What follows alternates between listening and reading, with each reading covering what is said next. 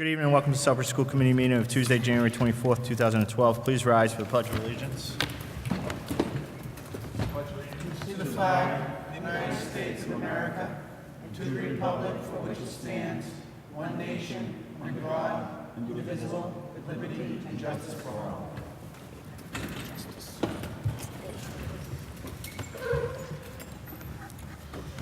This time it's usually public input unless there's the cameraman that wishes to address the school committee. And seeing no one in the audience, we'll move on. I'll call this meeting to order. And roll call, Mr. Secretary. Present. Present. Present. Present. Dr. O'Leary. He's excused. Mrs. Principe. Present. Mrs. Woodruff. Present. 6 present, 1 excused. Thank you. Approval of minutes of the regular school committee meeting of January 10th, 2012. Is there a motion? So moved. Second. Any errors, corrections, or omissions? Seeing none, all those in favor? Unanimous of all present. Item 4, report, representative of the Student Advisory Committee, Helena Benoit. She had an activity at the high school, and I excused her for this evening. Agenda item 7, presentations. The only presentation we have is the timeline for reconfiguration. Mr. Ely. Mr. Ely? I gave you a printout of the PowerPoint that I would have done, but I just didn't set it up for this evening. What I did is I sat down with the elementary principals. We brainstormed the things that need to happen between now and next year relative to elementary reconfiguration, and we started assigning responsibilities. And basically the 6 areas that we discussed are on the first slide, which are the boundary lines, setting the attendance zones, the staffing allocations, the integrated services and instructional model that we're using, the security of the buildings and how that changes with the different populations, the scheduling of the building in terms of the actual class schedule, daily schedule of the buildings, and also the logistics of actual moves. So each of the subsequent slides basically goes through each one of these and puts a time frame to when we'll have those things done, or where we're projecting conservatively to have them done. Obviously, we're going to try to get them done earlier. We'll have the boundary lines and attendance zones set, and we'll have the student demographics that are determined by those attendance zones by February break. That will allow us to generate the number of sections of each class, and we can do that within a week after we get the boundary line set and the demographics. And that'll then allow us to put the busing plan together and get the busing bid out in a timely fashion.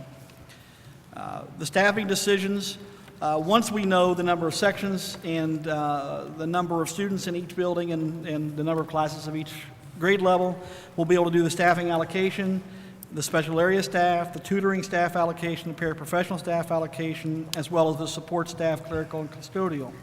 All those things will be done by spring break. Now, this is conservative. Spring break is in April, third week of April. But we anticipate having these things done beforehand, but these are the conservative estimates, kind of the drop-dead dates we have to have them done by. The integrated services model, as you know, we've been using that this year, and all the reviews on it are coming back very, very positive. There's a discussion in our administrative ranks about looking at the student-staff ratios and thinking about instructional coaches that would allow us to strengthen the instructional level of our staff from within.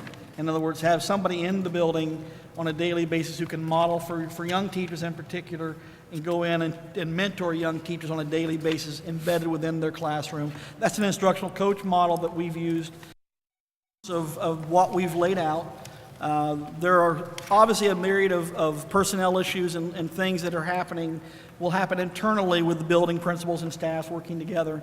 But these are the big things, the things that the principals came up with, as well as myself and Terry Wiggin and Jeff Zangi and a number of other people who sat in, special ed director and ELL director as well. Dr. D'Amico? Mr. Ely, how does this outline of the timing of events correspond with the time we need to have our budget complete? We should be fine. Terry sat in on this, and our time frame allows us to do everything in a timely fashion and still produce the budget.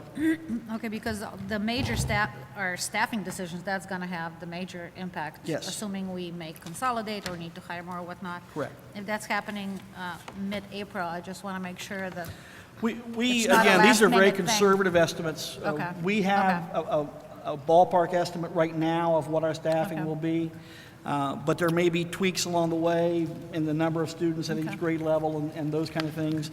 And then that decision about whether we go with instructional coaches and class size ratios and things. And we have some changes that we're going to make in our ELL program. Our new director has come up with sort of a way to standardize our practices across the district and make them more effective for our ELL students. And that's going to require us to do some shifting of staff around as well. So there are some staffing decisions that are going to push the edge a little bit, but it'll be fine, I think. No, I think it's okay as long as we're aware that this is not going to be available next week or next week. No, it's not going to be available immediately. Okay, thank you, Mr. Chair. Any further questions, comments? Mrs. Principe? Thank you. Through you to Mr. Ely. How will we handle the busing situation? Will letters go out to the parents during the summer, publicized, local access, or? We will do, once we have the busing plan in place and we know where everybody lives and know who's going to be bused and identify all those students, we'll work with our new contractor, whoever wins the bid, and we'll go through a number of things. We'll send each family the bus information, as we always do. We'll also put it on our website. We'll also go out through the newspaper if we can, and we'll post it in the buildings and do all those things that we can do. The busing pattern in town is going to change significantly because now you're looking at having attendance zones with circles around them, out to a mile for the elementary students. And then we figure we're going to bus all middle high school students to the new Right. building. So it's going to significantly change how we do our buses, but we will communicate with the parents as soon as we know. That's going to happen in the summer, most likely, though. Well, I figured that. Thank you. Thank you. Any other questions? Moving on to agenda item 8, report of the superintendent. Do you have anything further, Mr.? No, I do not. Report of the business manager. He is out this evening, so we do not have that. Unfinished business. Is there any unfinished business from anyone? Mr. Lazo? I'd just like to give best wishes out to the junior high school basketball team with Coach Dingy. Seems to me that he's going to run the table again in another undefeated season. He's 4 games off. I'd just like to wish him the best of luck.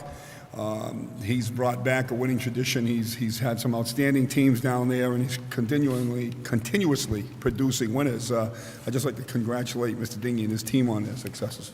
Thank you. Any other old business? Seeing none, new business. Next regular school committee meeting will be held on February 14th, 2012, in the council chambers. Anyone else have any new business? Seeing none, agenda item 12, school committee reports curriculum. Mr. DeGregorio. Nothing to report and nothing scheduled at this time. Policy, Mrs. Woodruff. Yes, there's nothing to report, but I am scheduling a meeting for next Tuesday, January 31st at 6 p.m. to tweak and hopefully complete our concussion policy so that we can bring it and do our 3 readings and get it out to the state by the end of March. Thank you. Thank you.